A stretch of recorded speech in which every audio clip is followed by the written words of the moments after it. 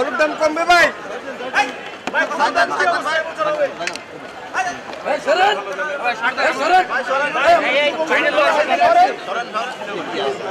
মোহাম্মদ ইমরান হোসেন, যে chairman Sadiq agro limited, তাকে আজকে একটি মানি লন্ডারিং মামলায়, মানি লন্ডারিং প্রতিরোধ আইনের একটি মামলায় তাকে আজকে গ্রেপ্তার করে বিজ্ঞ আদালতে তদন্তকারী কর্মকর্তা উপস্থাপন করেন। তাকে এই মামলায় গ্রেপ্তার আগেই করা হয়েছিল। করার পরে তাকে প্রাথমিক জিজ্ঞাসাবাদ করা হয়। জিজ্ঞাসাবাদ করার পরে তাকে বিজ্ঞ আদালতে উপস্থাপিত করা হয়। তার পক্ষে তার আইনজীবীরা ছিল, তার আইনজীবীরা জামিনের প্রার্থনা করেছেন এবং তার জামিন চেয়েছেন। এই মামলায় আমরা যা প্রসিকিউশনের পক্ষে আমরা যা বলেছি আদালতে, যে মাননীয় আদালত এই মামলাটির সূত্রপাত যে গত 24শে কোরবানির হাটে আপনারা জানেন যে একটি ছাগল 14 লক্ষ টাকা একটি ছাগল বিক্রি করা হয়েছিল এবং এটা পরবর্তীতে ফেসবুকে চলে আসার কারণে এটাকে কেন্দ্র করে একটা তদন্ত শুরু হয়। এই তদন্তে দুইটা লোক বেরোয় আসে। একটা হলো সরকারি কর্মকর্তা এনবিআরের একজন সদস্য, সে হলো মতিউর রহমান, আর তার বিষয়টা চলে আসে। আর আসে এই ছাগলটা যিনি বাজারে উপস্থিত করেছেন বা বাজারে যিনি এটা উঠাইছিলেন বিক্রি করার জন্য, সেই ইমরান হোসেন। এই দুটি লোককে তদন্ত করা হয়। প্রথম তদন্তে মতিউর রহমানকে পাওয়া যায় যে সেই সরকারের এই পদে থেকে ফ্যাসিস্ট হাসিনার অন্যতম আস্থাভাজন হয়ে যে হাজার হাজার কোটি টাকা সে সরকারের লুটপাট, রাজস্ব টাকা লুটপাট করে সে বিদেশে এবং দেশে বিরাট ধরনের তার বৈভব তৈরি করেছে, সম্পদের মালিক হয়েছে, তার ফ্যামিলি, এবং তার বিরুদ্ধে দুর্নীতি দমনের মামলা হয়েছে এবং সে জেলে আছে। আর এই মামলা যখন এই মামলা যখন ইমরান হোসেন সে সাদিক এগ্রো লিমিটেডের মালিক দাবি করে, তাকে যখন খুঁজতে যাওয়া হয় তখন দেখা যায় যে মোহাম্মদপুরে সে একটি সরকারি খাল দখল করে সেখানে সে ফার্ম তৈরি করে এবং তার ফার্মে গিয়ে দেখা যায় সে বেআইনিভাবে বিদেশ থেকে চোরাচালানের মাধ্যমে আমদানি নিষিদ্ধ বিভিন্ন ধরনের গরু,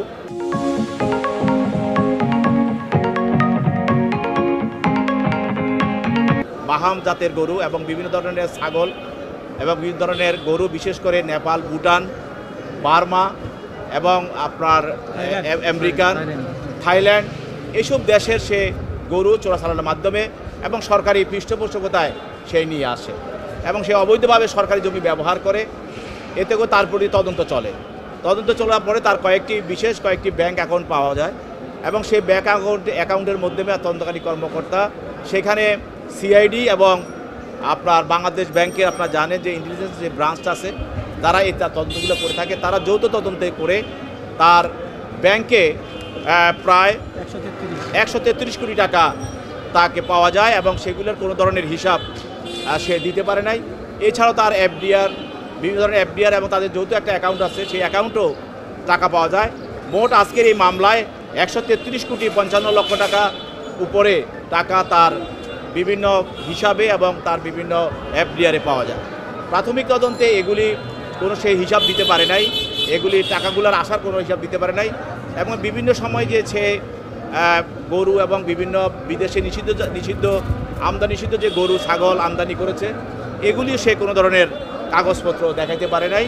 সে তখন তো বোঝা গেল যে সে ফ্যাসিস্ট হাসিনার একজন অন্যতম সহযোগী হিসাবে সেই অবৈধভাবে সে ব্যবসা করে দেশের কোরবানি বাজারে বা ঈদের বাজারে সে বিভিন্নভাবে অবৈধ গরু সেখানে সে উঠিয়ে দেশীয় যারা গরু ব্যবসায়ী তাদের ব্যবসাকে সে ক্ষতি করেছে এবং সরকারে হাজার হাজার কোটি টাকা সে রাজস্ব ফাঁকি দিয়েছে এবং এই চোরাচালানের মাধ্যমে গরু আনার নামে যে তার অবৈধ যে উপার্জন, সেই উপার্জনটাকে সে বিদেশে পাচার করেছে। তো এগুলি আমরা খতিয়ে দেখছি। আমরা বলছি যে মামলাটা এখন তদন্ত অবস্থায় আছে, প্রাথমিক তদন্ত অবস্থায় আছে। আমরা তার অ্যাকাউন্টগুলো পেয়েছি, তার টাকার উৎসগুলো আমরা পেয়েছি, টাকার অঙ্কটা আমরা পেয়েছি এবং এই উৎস এবং তার পাচারের যে বিষয়গুলো, এগুলিকে আমাদের আরও খতিয়ে দেখতে হবে। এখন যদি সে জামিনে বের হয়ে যায় তাহলে এই মামলার আলামতগুলো সে নষ্ট করবে এবং মামলা তদন্ত যেন না হইতে পারে সেই ব্যবস্থাও সে বিভিন্নভাবে প্রভাবিত করতে পারে। সেই জন্য তাকে জেলে পাঠানো হোক। পরবর্তীতে আমরা সময় মতো আমাদের তদন্তকারী কর্মকর্তা যখন প্রয়োজন হবে তখন তাকে আবার রিমান্ডে নিয়ে জিজ্ঞাসাবাদ করা হবে। উভয়ের বক্তব্য শোনার পর বিজ্ঞ আদালত তার জামিন নামঞ্জুর করেন এবং তাকে সিডব্লিউ মূলে জেল হাজতে পারেন। সাদেক এগ্রোর যে ওনার্স জনাব ইমরান হুসাইনকে মানি লন্ডারিংয়ে 4-2 এবং 4-4 মামলায় ওনাকে গ্রেপ্তার দেখিয়েছে।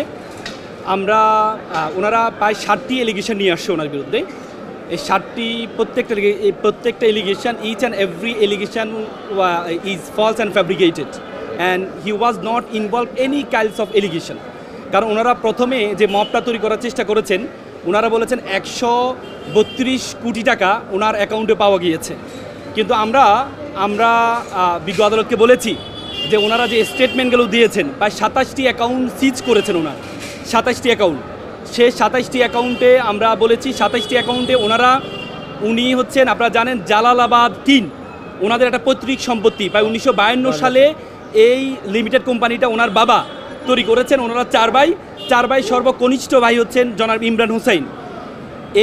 এই যে যতগুলো 27টি অ্যাকাউন্ট, এই 27টি অ্যাকাউন্টের সবগুলো অ্যাকাউন্ট হচ্ছে জালালাবাদ মেটালের লিমিটেডের অ্যাকাউন্ট।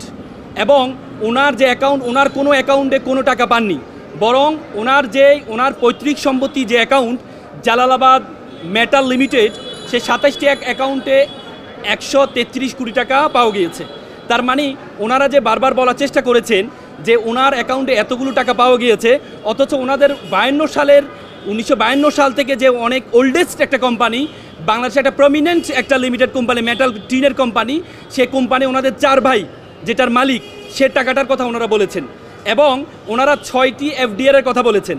আমরা ওনাদেরকে বলেছি যে এফডিআরগুলো ওনারা ডকুমেন্টসগুলো দিয়েছেন, একটা এফডিআরও জনাব ইমরান হোসেনের নামে এফডিআরগুলো ছিল না। প্রত্যেকটা এফডিআর যে জালালাবাদ যে মেটাল লিমিটেড, সেই মেটাল লিমিটেডের নামে।